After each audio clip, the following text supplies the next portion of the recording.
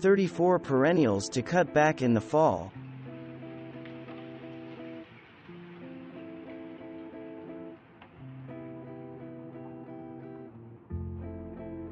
The tall foliage of bearded iris begins flopping early in the growing season.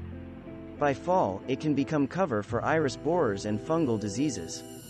Cut the flower stalk as soon as it's done blooming, and remove any damaged or diseased leaves, but leave the healthy foliage until fall. Cut back the leaves to 6 inches, and dispose of the foliage, rather than composting it. Even the most resistant varieties of Monarda can succumb to powdery mildew. When that happens, you'll have to cut back the plant long before fall. But healthy new growth can be left until spring. Sometimes selective thinning of the stems is all that is needed for fall, and you can leave the remaining seed heads for the birds. By late summer, golden Marguerite flowers have finished blooming and are nodding off. Pruning to the crown will encourage new basal growth, which helps to protect and sustain the plant through the winter. Low-growing Goldenstar often has problems with powdery mildew. If so, remove and destroy diseased foliage in the fall. Also, cut off any spent flower stems to maintain an attractive ground cover appearance. This is a clump-forming clematis that blooms late in the summer and produces attractive seed heads. But when frost hits, it is as slimy as wet petunias. It blooms on new growth, so do not be afraid to clean it up in the fall. To encourage repeat flowers, remove spent blooms throughout the growing season. Frost will blacken and collapse the foliage of begonias. And if left at the base of the plant, this foliage can cause crown rot. Prevent this by cutting back the plant in the fall. These perennial members of the sunflower family usually finish blooming toward the end of summer and go downhill from there. Deadheading does not improve their appearance, and the tall stems are guaranteed to break and flop. So cut back the plant to the ground for aesthetics. Malva alcea blooms throughout the summer and into early fall and benefits from deadheading to encourage more flowering.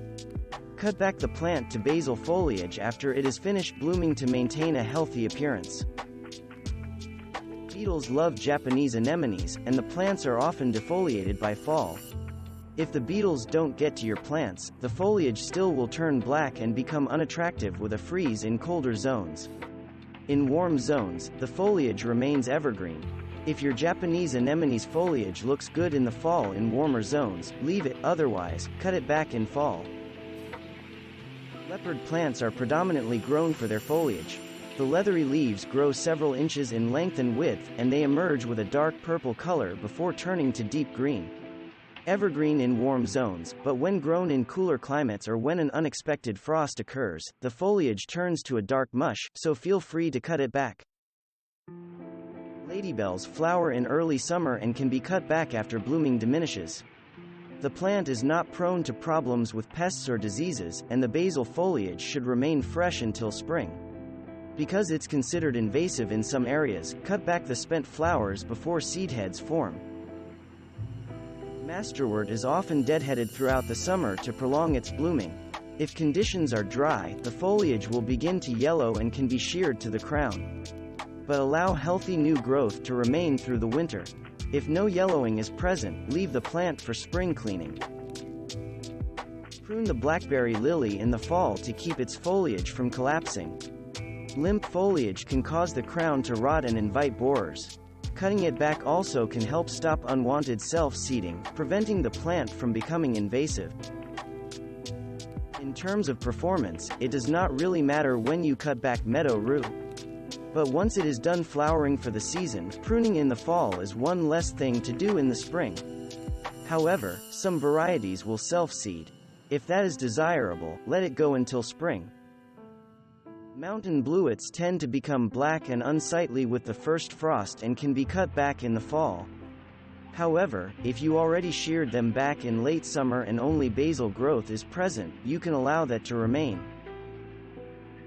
Painted daisies can easily rot in wet soil, so plant in well-drained soil. Deadhead plants throughout the season to encourage reblooming. Plants will turn brown after frost, so prune dead foliage in fall. Penstemon does not like wet feet and should be planted in well-drained soil.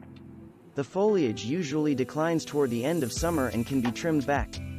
Allowing older growth to flop would hold too much moisture around the crown over the winter. Peonies need a period of cold to set buds for the following season. Along with the fact that their foliage is prone to mildew, that is reason enough to cut them back in the fall.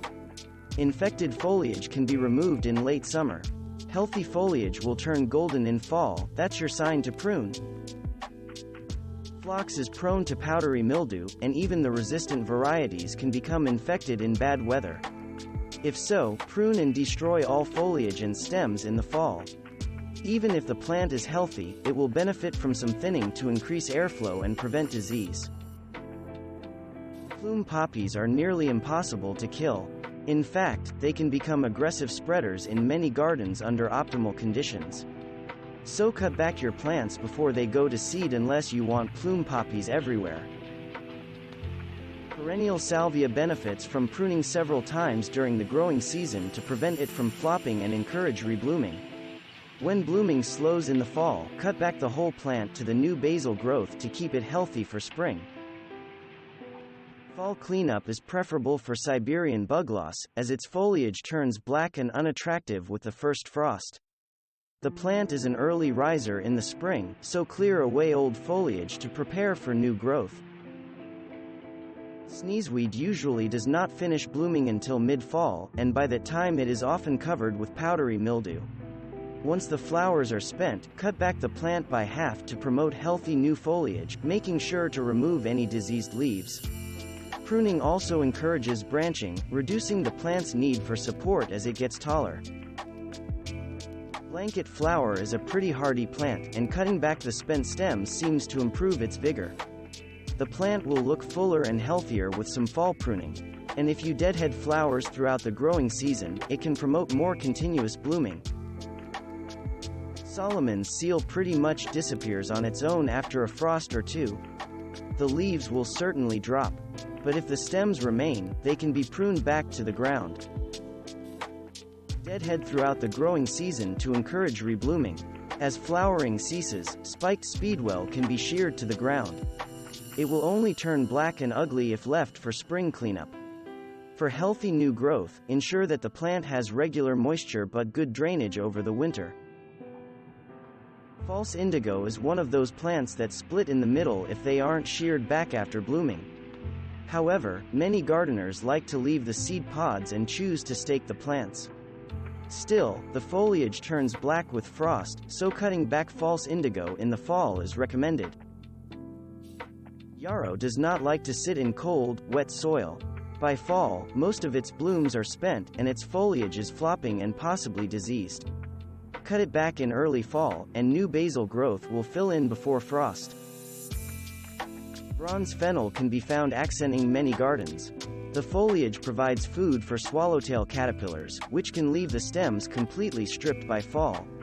If that is the case, it is no longer providing any use to the plant and can be cut back to the ground. Nepidas respond well to pruning throughout the season to refresh and tidy up the foliage. Moreover, winter cold will damage the foliage, so get a head start on your spring garden cleanup by cutting back the plant in the fall. Remove columbine foliage showing leaf minor damage, and clear out any debris around the base of the plant. Columbine sends out growth early in spring and appreciates not having old foliage from the previous season to contend with. To prevent self-seeding, remove flowers after blooming. Leave healthy foliage to absorb energy throughout the growing season, and prune after frost. It is hard to kill Corydalis. But if you would prefer to tame its enthusiastic self-seeding habit, remove seed heads and cut back dead foliage after a killing frost. Furthermore, if a significantly hot summer has damaged foliage, cut back the plant to its basal leaves in the fall. The flowers of Crocosmia should be cut back when finished blooming to encourage new flowers. The seed heads can offer interest, but the foliage eventually heads downhill in the colder months. Cut back dead foliage and remove debris. Remove spent flower stalks after blooming to encourage new flowers on reblooming varieties. Daylilies respond well to shearing in fall. And unless you are in an area where they remain somewhat evergreen, fall pruning will save you a messy cleanup in the spring. If you can't get to cutting back all the dying foliage in fall, at least make a point to remove any diseased parts of the plant. Thanks for watching. Subscribe for more interesting videos. And please hit the like button for the YouTube algorithm.